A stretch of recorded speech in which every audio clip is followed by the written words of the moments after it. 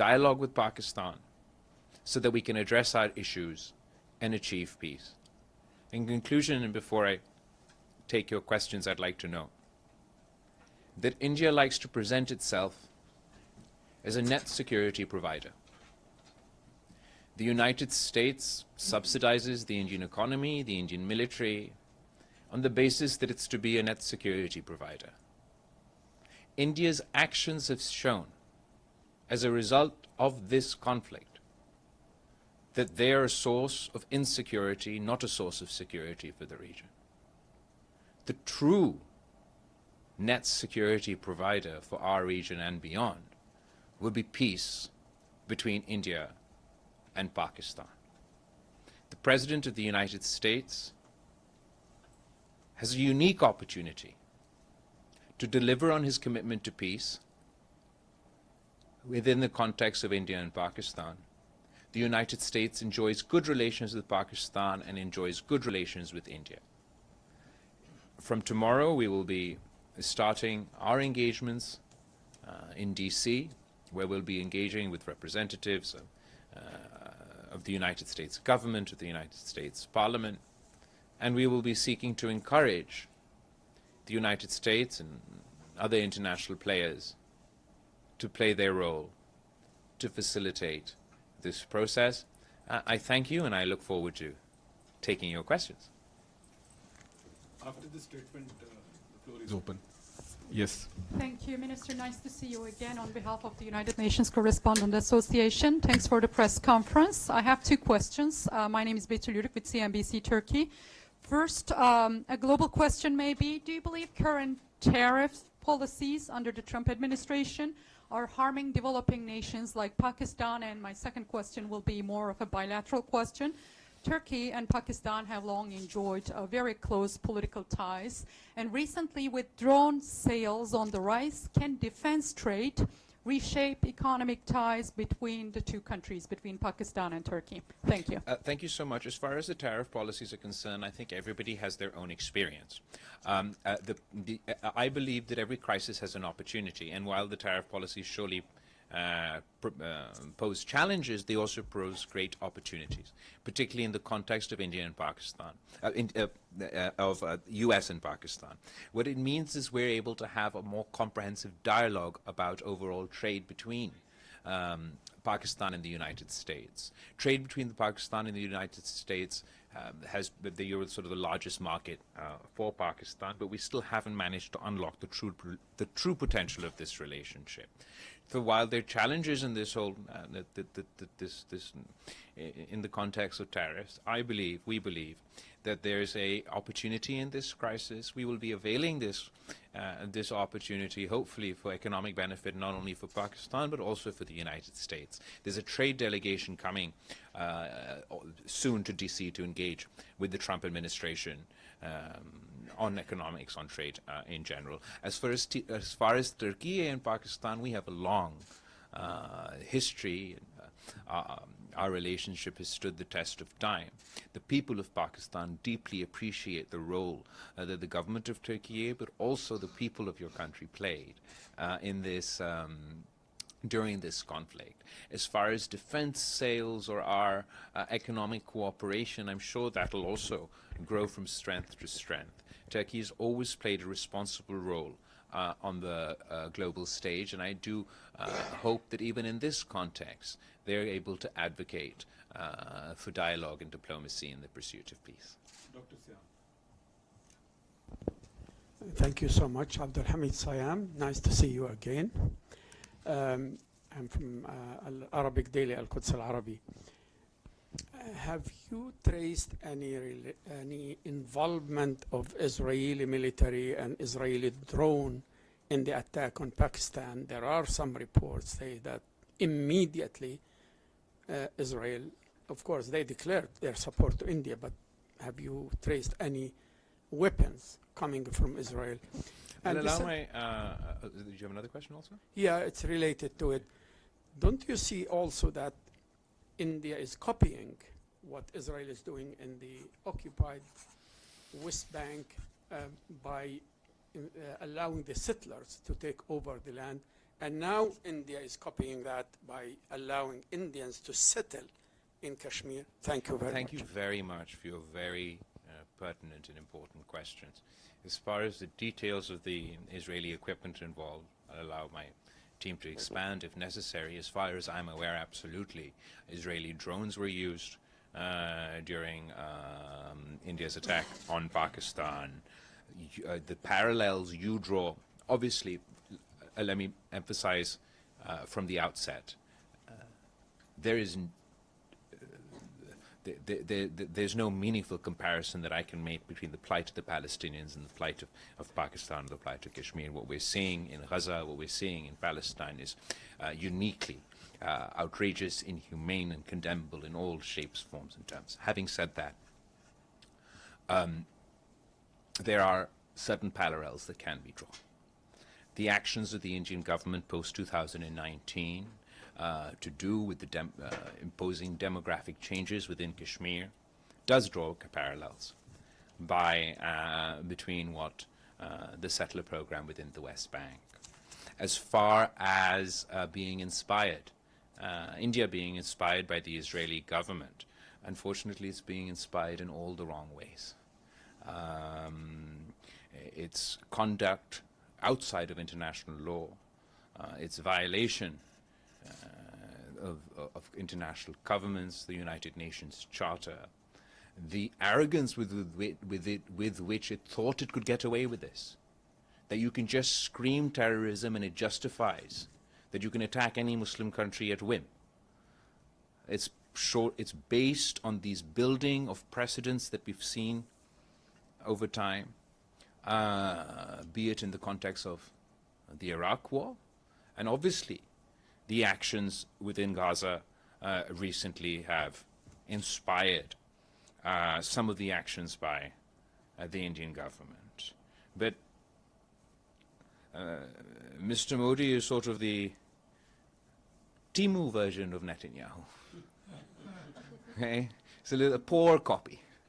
And we call upon the Indian government to not be inspired by the worst examples possible. We pride ourselves, we in Pakistan pride ourselves that we're the heirs of the Indus Valley civilization. Mohenjo-Daro is a stone throw away from my constituency back home. India also prides itself that they're the heirs of the Indus Valley civilization. So we should act as heirs of the Indus Valley civilization and not as how we have been acting. One of the most incredible things about the Indus Valley civilization is that with all the archaeology that's gone on, we've not found a single weapon at all. The great advancements they had, urban planning, agriculture, water distribution, even sewerage and things. Not a single weapon. How far we've come from our roots. That an Indus Valley civilization, which didn't have a single weapon, is now armed to the teeth. I think that Prime Minister Modi must decide. He has two paths to follow before him. He could pursue the path of peace and be a true heir of the Indus Valley civilization. Or he could pursue another path, a path that we've been warning about, we've been seeing for some time, where Mr. Modi started off as being perceived as the butcher of Gujarat. He went on to become the butcher of Kashmir, and he aspires to be the butcher of the Indus Valley civilization with his assault on the Indus Water Treaty. It is of utmost importance, and I have full faith, that whatever the Indian government says, the people of India, majority of the people of India are peace-loving people. They want peace with Pakistan. The majority of people in my country want peace. So my delegation will be pursuing those aspirations of our people. Thank you. Yes. Thank you. Dilek Kaya, İhlas News Agency. Considering India's rather provocative approach, do you fear tensions from flaring up again in the near future? What do you think can prevent such a possibility? I think absolutely your question is very legitimate. While we do have a ceasefire on the one hand, and we have one party saying we want to engage in dialogue and diplomacy, we have the other party who says this is not a ceasefire, this is a pause. That is making one aggressive statement after another. The most recent statement that Mr. Modi made was that a specific message to the youth of Pakistan, that eat bread or you can eat my bullet. That doesn't sound like a man of peace. Having said that, I would like to differentiate between his public posturing and what I believe is in the interest of our two countries. Obviously, we've all come here and engaged on this mission with the hopes that by engaging international partners, just as they convinced Mr. Modi to agree to a ceasefire, they perhaps can convince the Modi government to agree to a comprehensive dialogue. And if we do engage in a comprehensive dialogue, that is the only viable path, not only to peace, but actually for us to solve our issues. There's no military solution to Kashmir.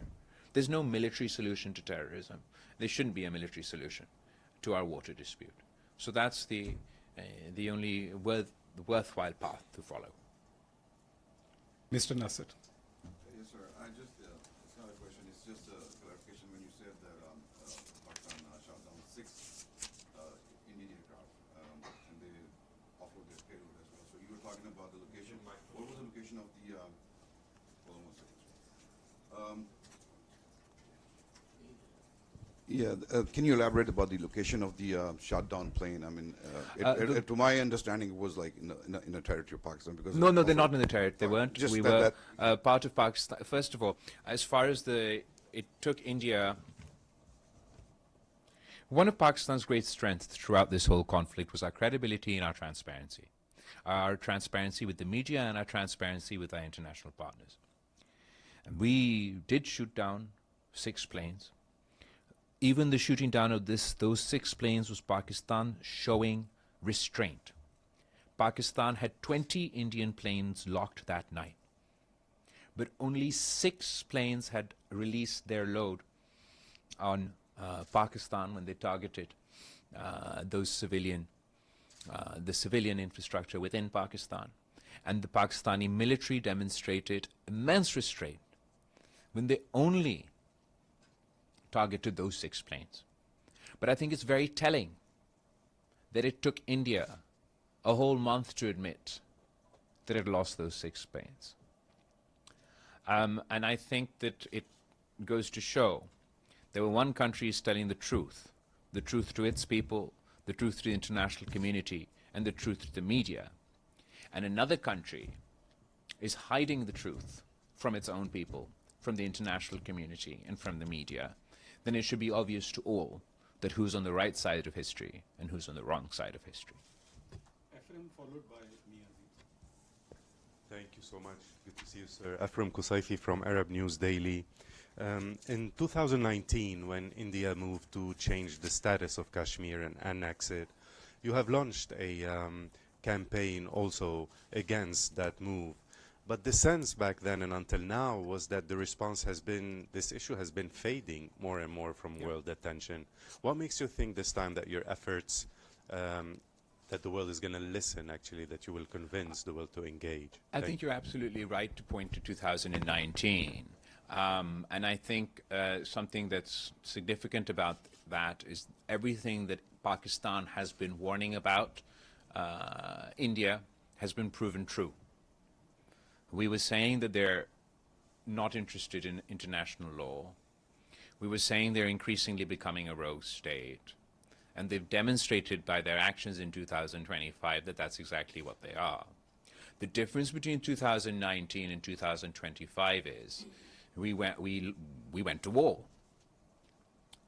And the consequences of this conflict are that we are now in a more precarious position where unfortunately we feel it's not a question of if, but when the next war is fought. We may be in a worse position than we were today. The current context, obviously, we do talk about Kashmir as the root cause and seek to discuss that issue with India. But in addition to that, we seek to address the water issue, the terrorism issue. A significant departure from Pakistan's position in 2019 and 2025 is that Pakistan in 2019 also said we don't want to talk with India. At the moment, where our position is that we like a dialogue with India that includes all these topics. So I think that's a significant difference between what happened in 2019 and in 2025.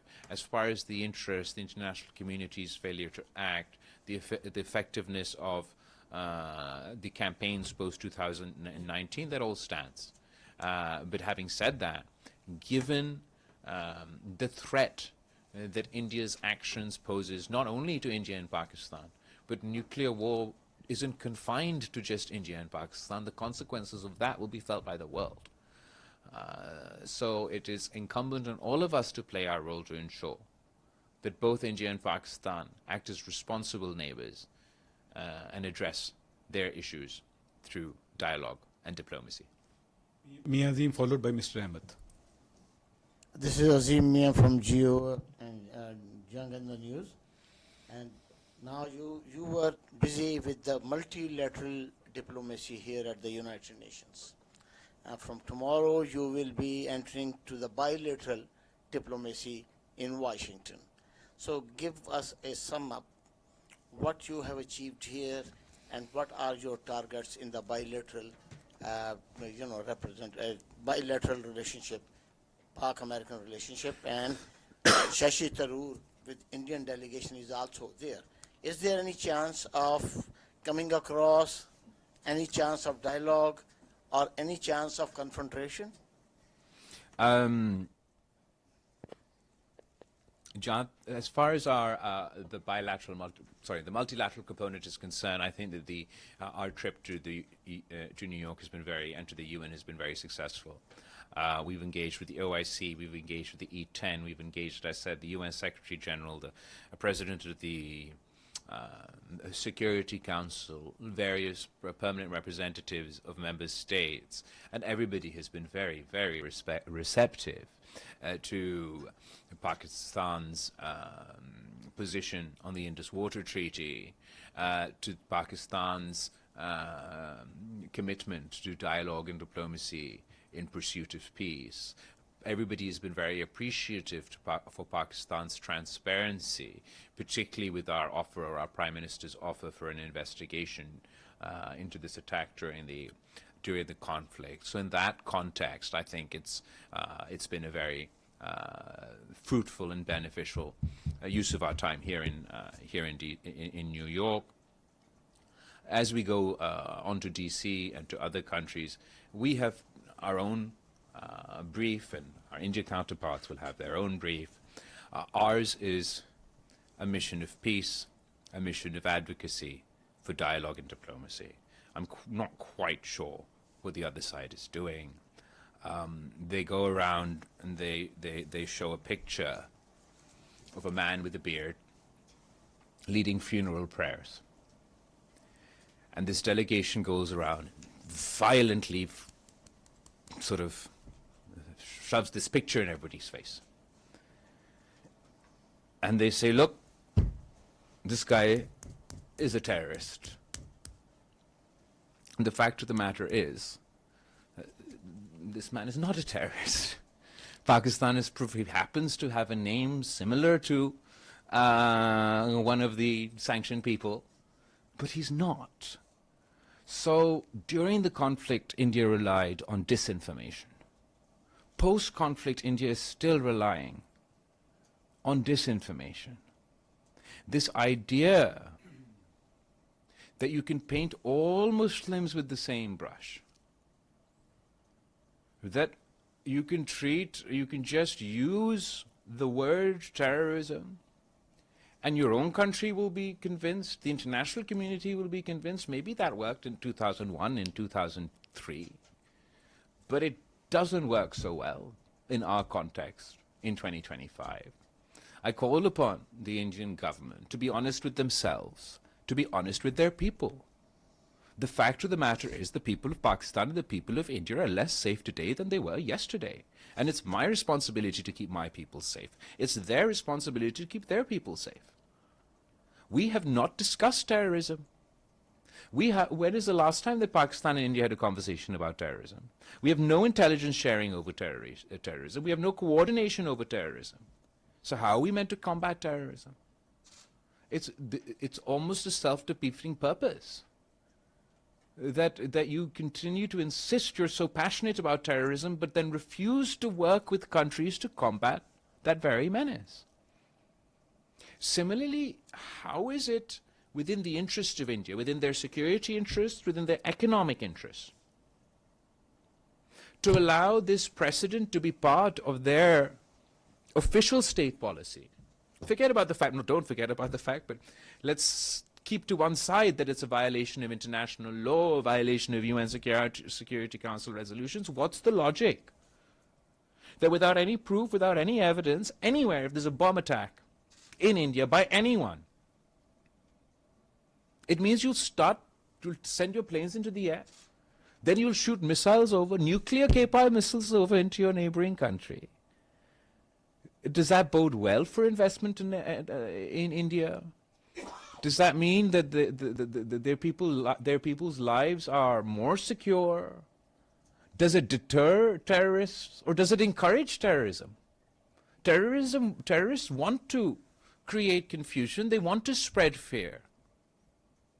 The fact that their actions can result in a much broader conflict between two nuclear powers don't serve our interests, don't serve India's interests, but it certainly serves their interests. So there's need for deep introspection within India's society, between the Indian government. Their strategy has not been working.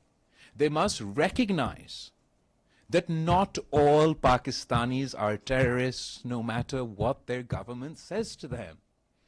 And they'll find it far more efficient, far more effective to work with the government of Pakistan, work with the relative institutions with Pakistan, to combat the joint threat of terrorism. Mr. Ahmed, followed by Thank you very much, Ahmed Fathi, ATN News. Which news, sorry? Ahmed Fathi, ATN News. ATN News, thank you. Let me start with a statement you made today, saying that the recent terrorist attack in Kashmir is being used as a political tool to demonize Muslims in India. Sir, I have watched the briefings on both sides, and as far as I recall, there were Muslim Indian military officers who were conducting the briefing on the Indian side. Well, as far as the operation is concerned, you're absolutely right. Okay. The other thing, my main question is a follow-up on my colleague Betul about tariffs and trade Okay, can I just answer your demonizing question? Okay, first? sure. Terrorism in general is used by India to demonize Muslims within their territory. I'm not specifically limiting it to this attack, but the Indian political environment is such that the word terrorist is used as a wolf whistle to either whip up sentiment against Muslim minorities within the Indian mainland, to demonize, to paint all Kashmiris within Kashmir who are opposed to the policies of the Indian government, not as legitimate voices of opposition, not as a form of resistance, but they demonize everyone as terrorists. Surely those who attack civilians are terrorists. But those people who raise their voice for the right to self-determination of their people are not terrorists. The Indian government has not only demonized Muslims within their own country and minorities within their own country. Pakistan has complaints about India financing and supporting terrorist activity within our country, But also Pakistan is not alone in having these complaints against India. For example, India has been targeting Sikh activists across the world. They've done so within Pakistan, where the Indian government has funded defunct terrorist organizations within Pakistan to conduct assassination of Sikh activists within Pakistan. The Indian government has engaged in similar criminal activity in Canada, where they've targeted Sikh activists in Canada. The Indian government has engaged in similar criminal activity here in the United States. The policy of the RSS or the BJP government to the Muslim minority within India is not something new. It's a known fact. What they do within their own country is up to their own system. When they start implying that all Pakistanis are terrorists as a result of the fact as a result of the actions of a few terrorists, I believe that's demonizing an entire population. Thank you. Let me move to the trade and bilateral with the U.S. since you're going and your delegation are heading to Washington, D.C. and I'm assuming you're going to have meetings in Congress and House and Senate as well as the think tanks. How should Pakistan position itself in the current milieu of evolving competition between China and the West, led by the U.S.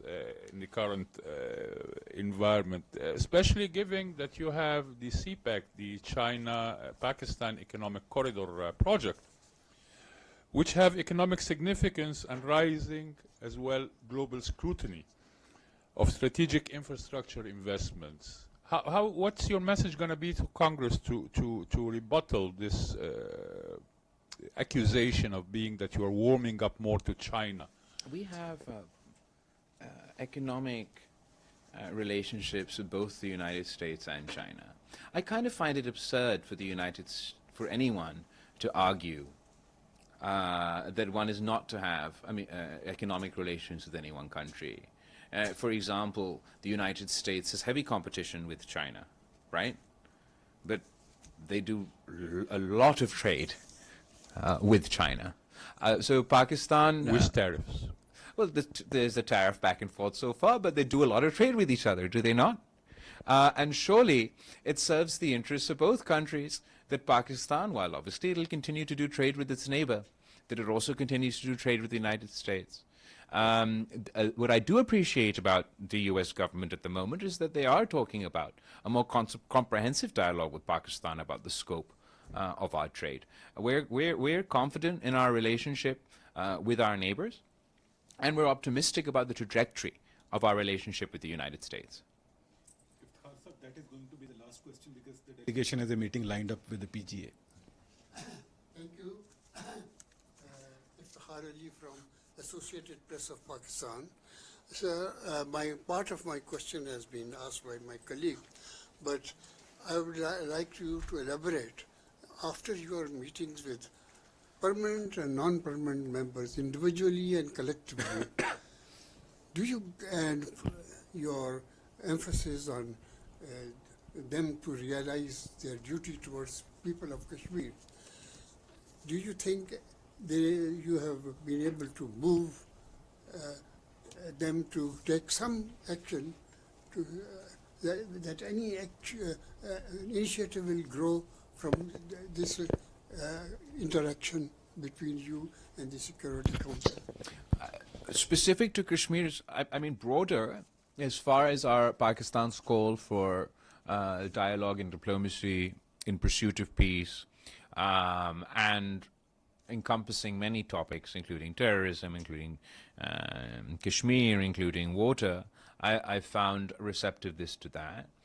But I wouldn't, as far as the hurdles we face within the UN and in general as far as the Kashmir cause is concerned, that still exists. Another topic that we have been emphasizing is obviously the issue of terrorism. As you're well aware, we've come here to the United Nations with dossier after dossier about Indian involvement in supporting terrorist proxies in Pakistan. The Indian government in the Sharm el-Sheikh communique are on record that they supported terrorism, terrorist groups in Balochistan. Their officer, Kulbhushan Yadav, is in our custody since 2017, who's also admitted to supporting these groups. And it is important for Pakistan that India ceases such activity. We feel we've demonstrated through the FATF process that Pakistan has taken necessary actions against all groups within our territory. We continue to face challenges up until this day, but we're combating terrorism on all fronts. The Indian side has not shown any willingness to engage in addressing Pakistan's concerns vis-a-vis terrorism. And Iftikhar Sahab, aapko to maloom hai that just before we arrived here, there was a terrorist attack in Balochistan targeting a school bus, which resulted in the loss of lives of innocent children. This is a day-to-day activity with us. If you compare in quantum terms the number of terrorist attacks that take place in India and Pakistan, unfortunately there are more terrorist attacks that take place in Pakistan than they do in India. If you compare the number of victims to terrorism both in Pakistan and in India, there are more Pakistanis that are killed by terrorists than Indians that are killed by terrorists. But ultimately the fact of the matter is, above and beyond this accusation and counter-accusation and this finger-pointing, which actually will be more effective, would be if Pakistan and India were to work together to combat terrorism. I am completely confident that if ISI and RAW sat down and worked together to fight these forces, we would see a significant decrease in terrorism both within India and Pakistan. At the moment, Pakistan is willing to put all cards on the table. We're saying, let's talk about terrorism. Let's talk about Kashmir. Let's talk about water. Let's make peace. We're not shying away from any investigation, in fact, despite having no legal obligation under international law. We presented ourselves for international accountability because of the confidence we had that our hands were clean. There's only one country that is running away from dialogue, running away from an investigation, refusing to accept international law, refusing to accept the UN Charter. So either we decide that the UN Charter doesn't apply, international law doesn't apply, and therefore it no longer applies to Pakistan and it no longer applies to India, and we'll do as we might. Or those of us who do believe in international law will continue to insist that no, we will abide by this international law, but all parties must also abide by this international law, whether it comes to the issue of Kashmir, whether it comes to the issue of terrorism, and most recently and importantly, whether it comes to the issue of the Indus Water Treaty. Thank you, everybody, for all your questions, and I hope I... Thank you so much. Jaldi. I'm from DawnNews, Pakistan. My question is, Pakistan is apparently a victim in terrorism.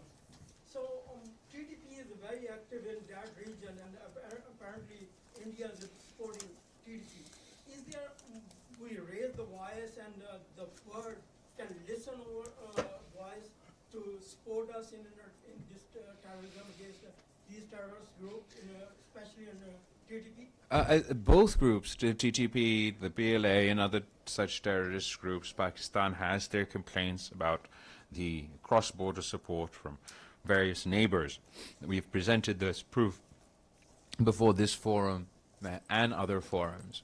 We haven't shied away from combating these forces within our country, but ultimately it is important for us to work with our neighbors to ensure that we cut off this support, that terrorism is not used as a tool of Indian foreign policy.